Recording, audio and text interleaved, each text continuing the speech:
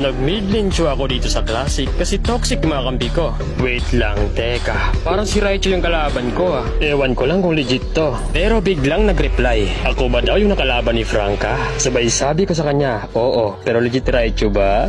At sabi niya sa akin fake daw siya. Wala akong pake. Gusto mo isusunod kita?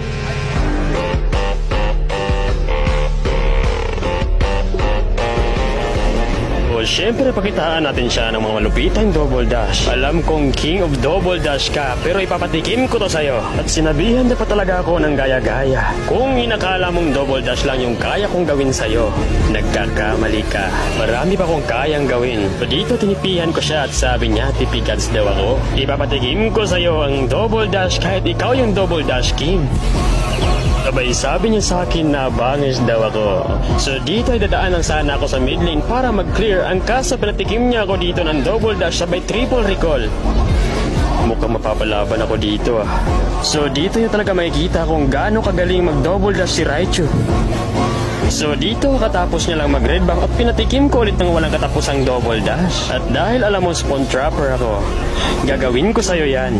Handa ka na ba? Kung si Nika at Franca pinatikim ko, ikaw na yung susunod ko! Ay, God!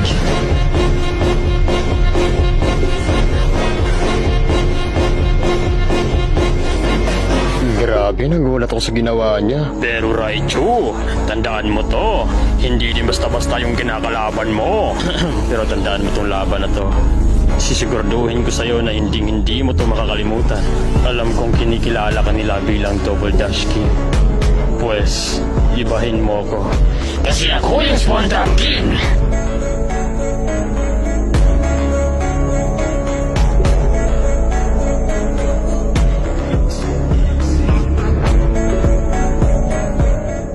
So what's up guys, nag-classic ako sa RG, tapos nakilala ko din ng kalaban, tapos parang familiar siya na nakalaban siya ni Franca. Tapos sabi niya, susunod niya daw ako sa kanya. Tapos yun, habang ako yung naglalakad dito, ay bigla ba naman nag-double dash to sa harapan ko. Tapos sabi ko sa kanya, gaya-gaya siya, sabi niya, siya na daw papalit sa akin. Tapos habang papunta ako sa mid dito, bigla na naman ako freestyle, nagulat ako kasi bigla na lang siya sumulpot. Sabi ko sa kanya dito, tipigan siya. Tapos sabi ko ulit, ganito mag-double dash plus 3 recall pa. Tapos ito yung masamunod na nangyari.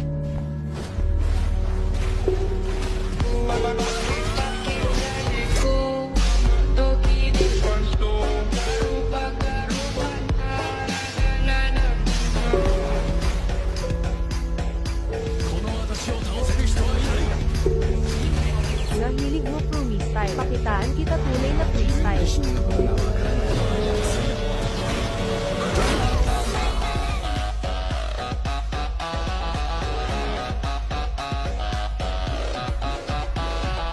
Tapos sabi nabili ako ng item dito, na double dash na naman ako. Tapos sabi ko ulit, guys, siya sabi nagulat ako dito sa ginawa niya, grabe.